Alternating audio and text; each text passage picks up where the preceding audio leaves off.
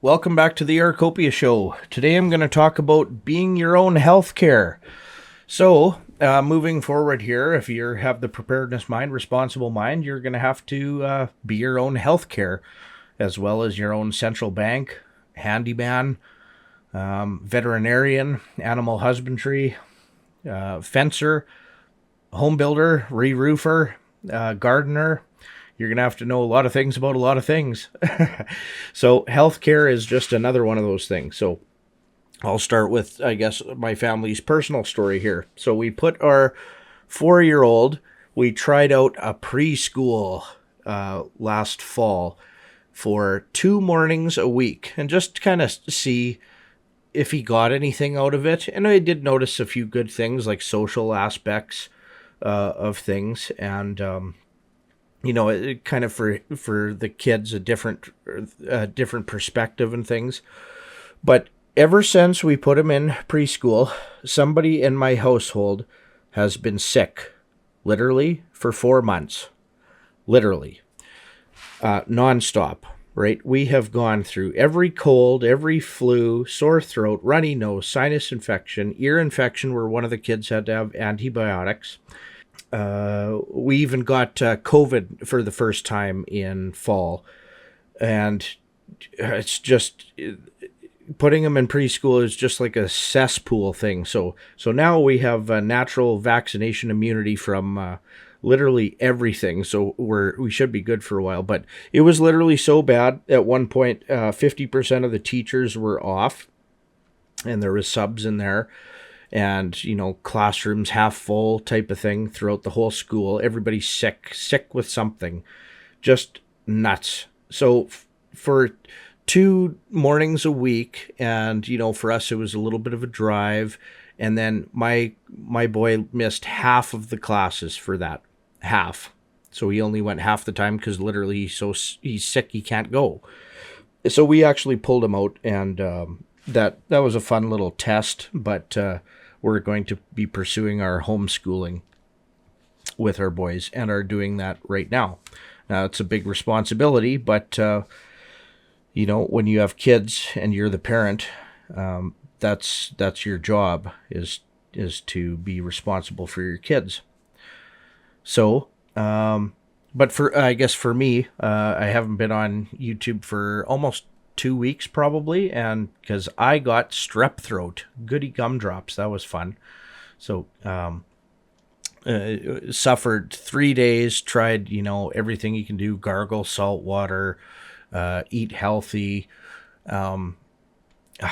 tea with honey and ginger and things, and staying hydrated. But literally the one night couldn't sleep at all. My throat like hurt so bad type of thing.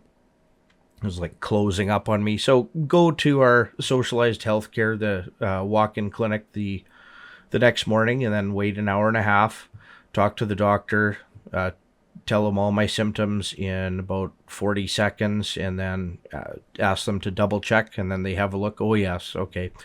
And I was able to get antibiotics. They had the antibiotics for me.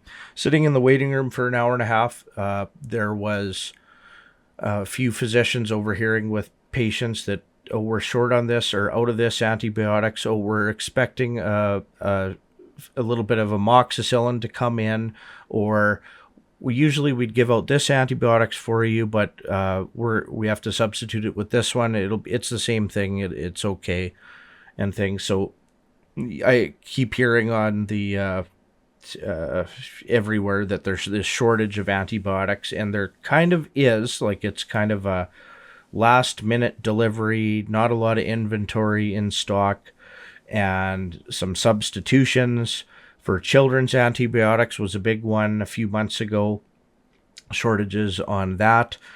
And 90% of antibiotics come from China, and China controls 90% of all antibiotic, I think, and pharmaceutical ingredients and everything necessary to make pharmaceuticals. Don't quote me on that if it's 80 or 90%, but anyways, thank you, China, for producing things that nobody in North America does anymore. At one point, not that long ago, even a few decades ago, the U.S. did produce some pharmaceuticals and antibiotics, but everything's outsourced now, of course. So thanks, China, for uh, keeping us Canadians alive, because I needed antibiotics again. Um, and the last time I was on was 10 years ago or something, and finally doing a round right now. And one of my boys' ear infections needed antibiotics. So, but anyways, my wife and I got two Jace medical kits, they're called, and they're purchasable antibiotics that you can purchase and store. So when that came out, we were jumped on that and got that. If you're interested in stockpiling a little bit, you can, I'll put the link in the description and you can look into that yourself. But my wife figured it was very important to stock up on some antibiotics as well as many different other things. But you literally have to be your own healthcare system nowadays. So in Canada, we have a socialized healthcare system, extremely socialized healthcare system.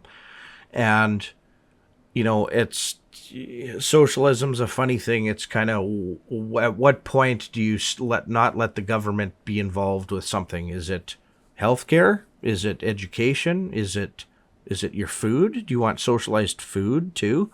Because that's not going to be good when you get socialized food. Just like socialized healthcare is not as good as a good no government interaction or almost no government interaction privatized healthcare. But anyways, it's kind of, if government socialized a McDonald's, free burgers, right? What would it be? There'd be a 4-hour wait. By the time you got up there, they're probably out of burgers. The burger that you'd get would be just really, really crappy. And there'd be a shortage of burgers all the time. So yeah, no kidding. So if there was like a paywall for a walk-in clinic, instead of me sitting an hour and a half, if there was a paywall where it's $10 or $20 to see a walk-in physician, 3/4 of the people in there wouldn't be there. It's like, I think I maybe have a sniffle, or we only go to the doctor if it's absolutely necessary. Now, us not taking the experimental jab, it was a little bit scary at certain points, like for long extended periods of time. We didn't know if I broke my arm or something, or with kids, you actually needed some medical attention. Didn't know if we were able to get it because of the stupidity. So that was a little bit scary, right? And we go to the doctor as little as possible, but still, if I broke my leg or an arm and had to get it bones replaced, like that's something I can't do myself. No amount of growing our own herbs and medicine is going to fix that. But so that was scary. Like I was thinking about, well, what do you do if you're denied healthcare because you didn't take a lethal injection essentially. But yeah, you have to be your own healthcare. So you're not getting anything good in your food, or most people aren't getting anything in their food. So this created supplements, which are a good thing. I take magnesium, and my wife takes a few, and then we take some, like we make our own freeze-dried raw beef liver. I do freeze-dried garlic that we grew and put it in capsules and consume a lot of garlic. Other supplements like vitamin C are essentially kind of worthless. They say that whatever, I forget what the compound is that they say is vitamin C, or the chemical, and then they say that if you take this, you'll get your recommended vitamin C. Like they add it to juices and things, and companies will add it so that they can put vitamin C on their nutrition chart, but it's the artificial vitamin C, and it doesn't, help your body the way real vitamin C helps you. So we don't do that. Our like freeze-dried smoothies are great for that. Our berry one's 160% of my daily vitamin C. from real fruits and vegetables. So that's a real actual source of vitamin C. Rose hips are where I live on the Canadian prairies are a great source of actual vitamin C. So we can dehydrate rose hips and crush them and make that into our own supplement. My wife getting into quite a bit of growing her own herbs and medicines and her foraging different things. So even our shelter belt, we planted sea buckthorn. So that has a healthy berry and a healthy leaf. Both have great health benefits. Eating grass-fed raw beef liver is like a multivitamin. So essentially, if you're stuck in the city and you're eating the fake food and things, you need a lot more supplements and a lot more doctor's visits because you're going to be sick a lot more because you literally aren't getting anything that you should be getting in your body, in your system, and you're susceptible to being sick and illnesses and obesity and everything like that. And then they sell all these supplements. Most of them are cheap garbage, placebos type of thing, just like the chewable vitamin C. Well, there's no actual vitamin C. It's the alternative that they say is close to vitamin C and stuff. But that's why everybody's sick. So when you transition to homesteading, we get better and better and better. So we get, I envision a day, hopefully, that we won't need to take any supplements because we're eating almost completely our own food that we know where it came from and everything's healthy. Like, eggs with a nice dark yolk, fresh that day, really healthy chickens. Right. When the Hutterites come over to my places, they're like, "Oh, what kind of chicken is that?" Like, what do you mean? Oh, that's just a heritage, like a barnyard mixed chicken. That thing is huge. It's like 4 times the size of their, slave birds in their cages. It's funny. It lays real eggs, right? Grass-fed meat, excellent. Foraging our own stuff, knowing our surroundings, right? My wife knows everything. She walks out in the pasture and she's collecting rose hips, milk thistle, chamomile, all of these weeds that are kind of a pain in the butt in the garden. She's like, no, that's actually really good. That one tastes like lettuce. That one has this. This one has zinc. This one has this. And she knows that stuff. And then us trying to grow, use heavy mulch and living soil as well for everything that we're growing. It actually has all the minerals and nutrition in the food is another thing that we're trying to do. But yeah, the in general society and healthcare system, like a doctor is just a few year degree to become a physician. And out of that few year degree, I've heard naturopaths tell me that one day out of their multi-year degree to become a physician, they talk about like homeopathic stuff and naturopath stuff. The rest is like, oh, here's a symptom, here's a pill. What's your symptom? Oh, here's a pill. Let's take your blood pressure. Oh, here's a pill. Yeah. And that's the extent of the healthcare. And that's not healthcare. They shouldn't even call it healthcare anymore. Okay, when you have kids, it is the parents' responsibility. Despite society and everything, it's not the government's responsibility. It's not the teacher's responsibility. It's the parents' responsibility. When you have kids, it's your responsibility to look after your kids.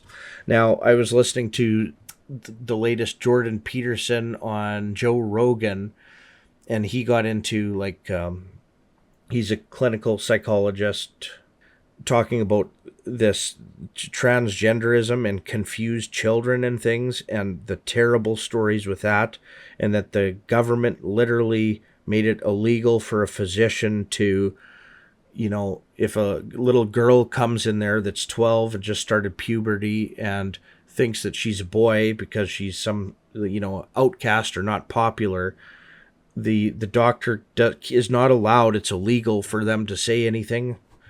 It has to go along with it. You're a boy. It's like, oh, you're a boy. What can we do? And then let's cut off your breasts and let's give you testosterone or estrogen reduction things and all sorts of stuff. And no. If society and the healthcare system, the so-called healthcare system, is getting to the point, well, we've all seen the last 3 years, right? I mean, there is no healthcare. Like literally in my mind, it's like a scary thought that I live in this butthole place where there is no healthcare, and it's so screwed up that there's barely any help, even if you need it. If you lived in a place like, I don't know, Dubai, Singapore, Hong Kong, even, you'd have extremely good healthcare. Private, you go in, it's like the doctors have to have competition. So who's got the best equipment, who's got the best nurses, who's got the best waiting room, who's got the cleanest facility, who's got the cheapest price, who gets to the point the quickest. Privatize healthcare, and privatize healthcare without any government involvement. Like in the States, your healthcare is very expensive, and you say it's privatized, but no, the government makes it expensive with all their different sorts of insurance schemes and things. They made it expensive for you. Healthcare should be reasonably priced, right? Anyways, enough politics, but it's actually scary when you realize that you don't really have healthcare. So you have to be your own.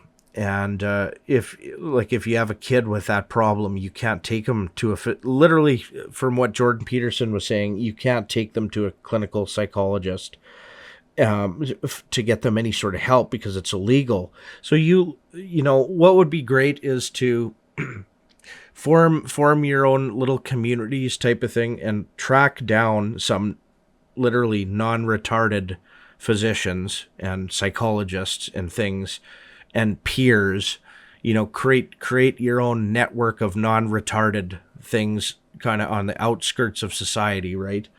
That can help you, and even naturopaths, like they're great for a lot of things.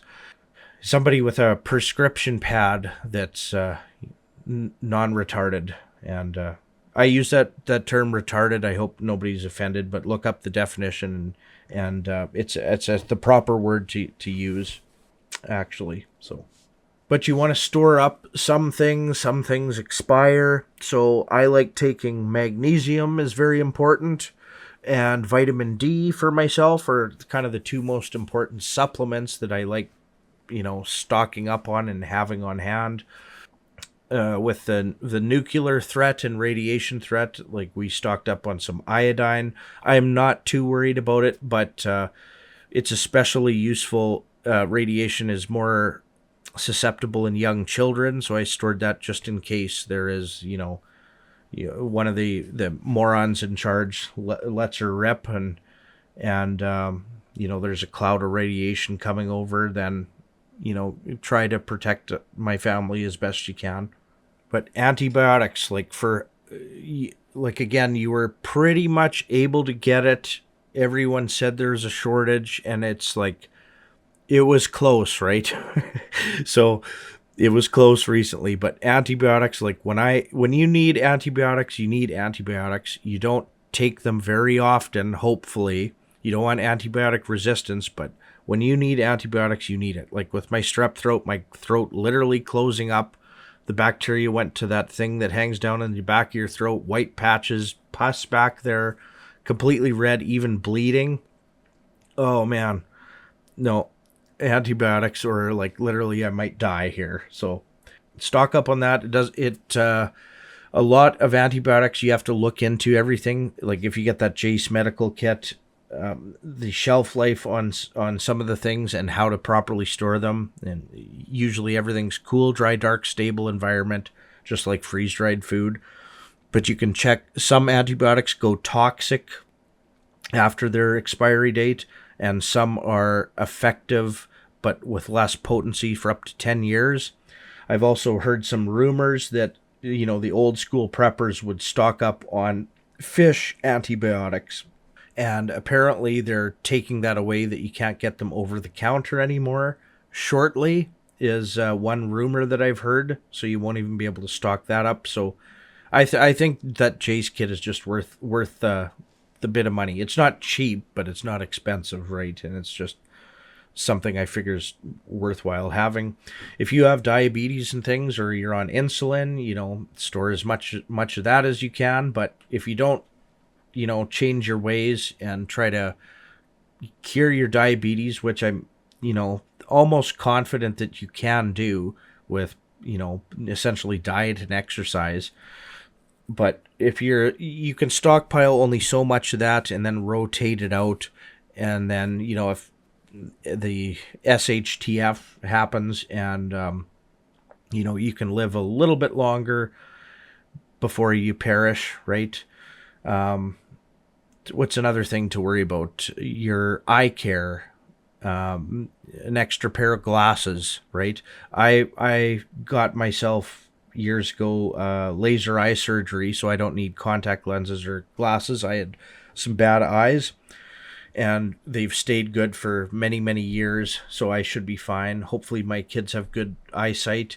And again, who knows?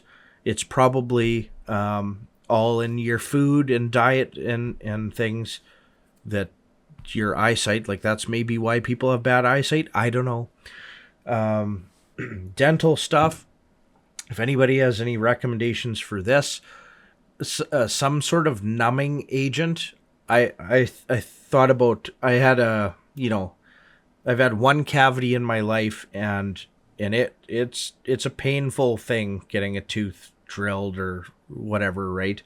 I thought if you had a abscessed tooth, that is like extremely dangerous, and there's no dental care in the future.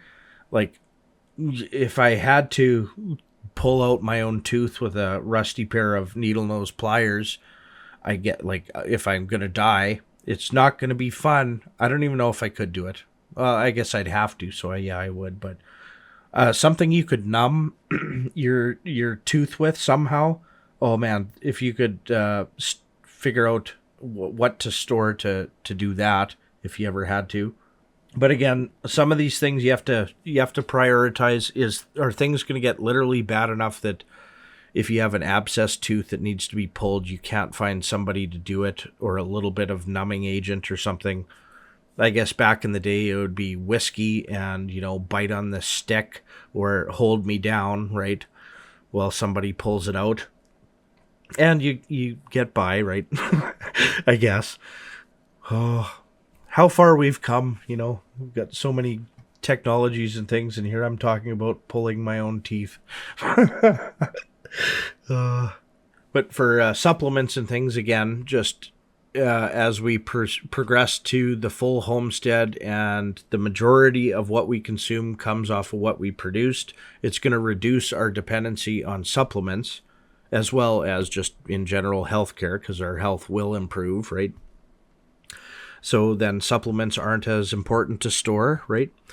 You're just switched gears, and you're producing real eggs and real meat and real fruit and real vegetables. So, and that's your supplements. You should be able to get everything out of your food. That's how it's supposed to be, like living soil, right? And then, not spraying anything on it, and heirloom seeds, and the best you can, you get the most nutrition out of it. And yeah, so, be your own healthcare, be your own central bank, be your own teacher, educator, professor for your children, be your own veterinarian, animal husbandry, be your own carpenter, be your own electrician, be your own gas fitter, be your own firewood chopper, be your own diesel mechanic, be your own small engine repair mechanic. And I put all of these things in a big basket.